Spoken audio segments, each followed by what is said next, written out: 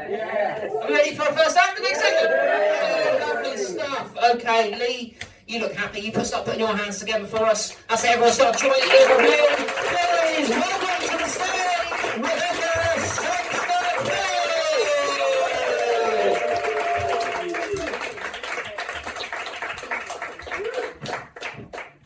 Hello, hello.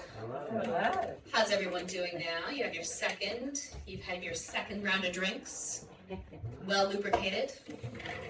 So now I need to share something with you guys. I can read minds, because I know that what you're all thinking. Is she American or Canadian?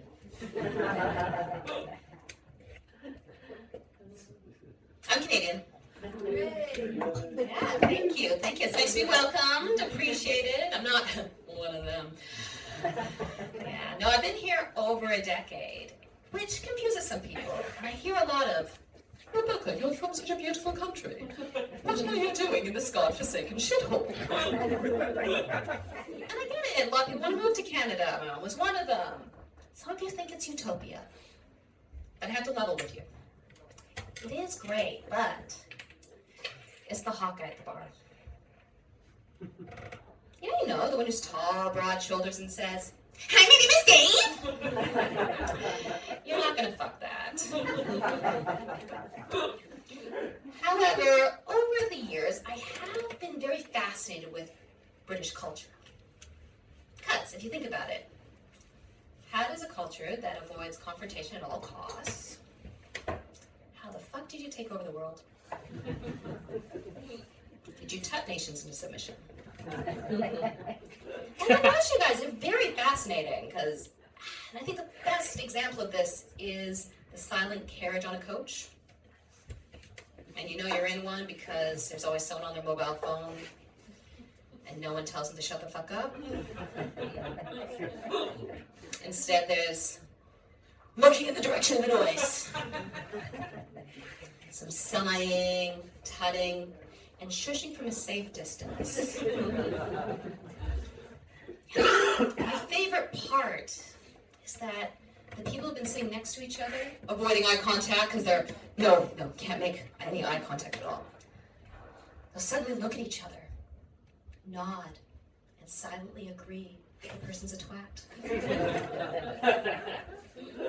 However, I think I have learned something very valuable. You guys have taught me how to say no in a myriad of ways. And my favorite, I'm going to give that a miss. It's not you, it's me. I'm doing you a favor by not attending. And then when you're at a party, you're like, oh, let's have dinner. Oh, yes, we have to do coffee. Ooh, drinks would be great. I'm telling those people I'm never going to see them hell again. Not happening. And then my favorite flex, my favorite no in a British sense, is ignoring the request altogether. No, it's fun though. I live in London. I came down tonight, and happily married mother of two beautiful parasites. 2 wonderful IVF experiments. Sometimes we lay awake at night and we think, if it wasn't for reproductive technology, we'd get a good night's sleep. We have a little boy who says, oh, buck a lot because he can't pronounce F's. We're amazing parents. And my daughter's 5 months, and it was a bit hard getting down here tonight because I am her favorite dummy. And yes, I am breastfeeding. Any current or former breastfeeders in the room? Yeah. Thank you. I didn't realize how woke the audience would be down here in Christchurch. I'm so glad you feel comfortable sharing. No, it is. So I'm assuming some of you guys have actually breastfed. Yeah, no, it is hard work. I am vampired on a daily basis. And they would say, oh, it's so natural. Nothing natural is easy. Remember that. Any aspiring breastfeeders, you've been warned. And to make it worse, my daughter, when she's really hungry, she'll squirm and snarl for breast, latch onto my nipple. But then she makes a look of pure disgust. It's as if Gollum from Lord of the Rings became a food critic. No appreciation for this Canadian vintage at all.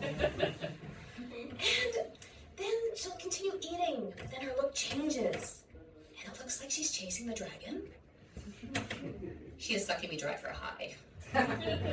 So I'm her dealer. But breastfeeding is more than just feeding your kid and keeping the midwife off your back. No, it's a lifestyle. There's nipple accessories. You can join a support group. And you get to shower their dad with breast milk during foreplay. And he likes it. I did have a guy yell at one gig, "He likes it because he's getting some." And I thought, oh, that's where kinks come from. Necessity. But, yeah, 202 in a London flat. For fuck's sake, seriously. It is complete clutter chaos. So when I'm out, I see a couple with 3 or more kids running around, and they're really chill. Guys, I know they're minted. Because I can afford a house, childcare, and a drug habit. Maybe they're born with it. Maybe it's ketamine. The only drug I can afford is coffee.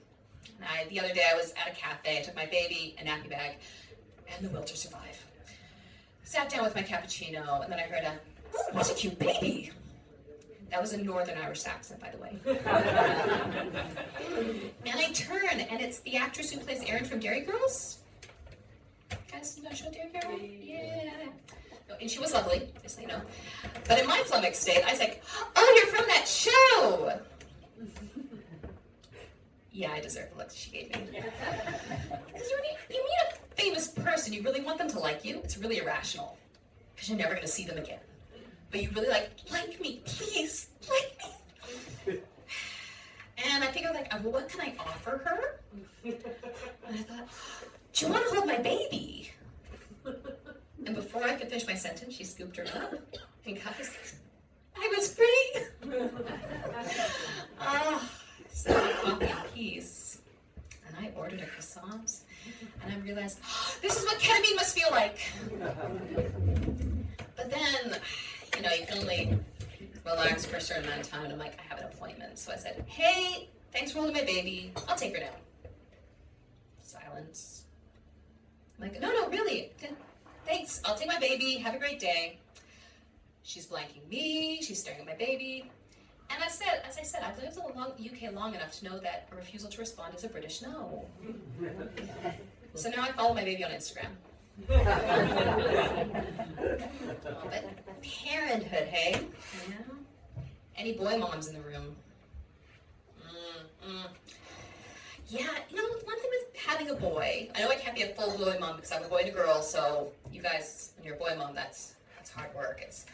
But they are feral. But okay, one thing.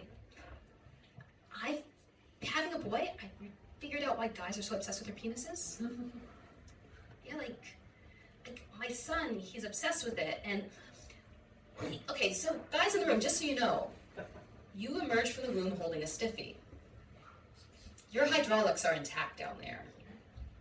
Like they talk about little baby boys weeing everywhere when you're changing a nappy to be careful. No. There is a mini erection staring back at you. Like, what are you supposed to do with that? And my son's favorite position for his penis is in the waistband of his trousers. Weeing everywhere. So I'm on tip surveillance. Professional headhunter. Constantly cock-blocking him. And the thing is, he thinks everyone has a penis. And so I was having a bath last week, and he burst through the door, and he's like, "Mommy, penis gone!" And I said, "Well, yeah, Jeffrey Dahmer took it." I do love a true crime podcast.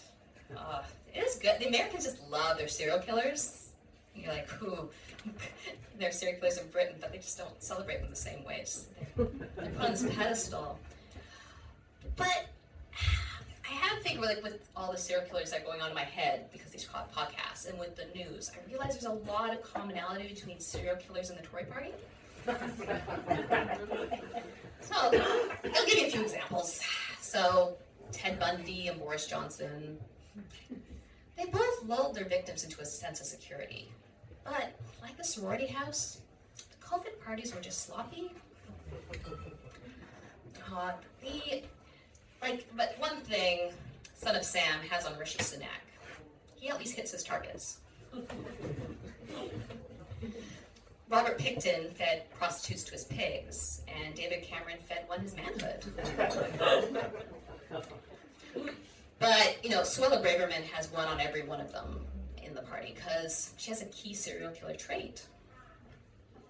All her victims look like her.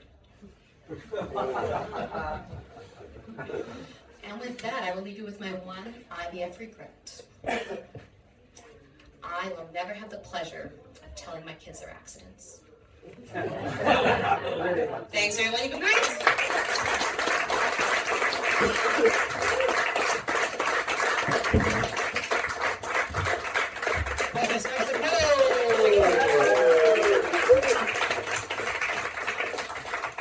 Hello.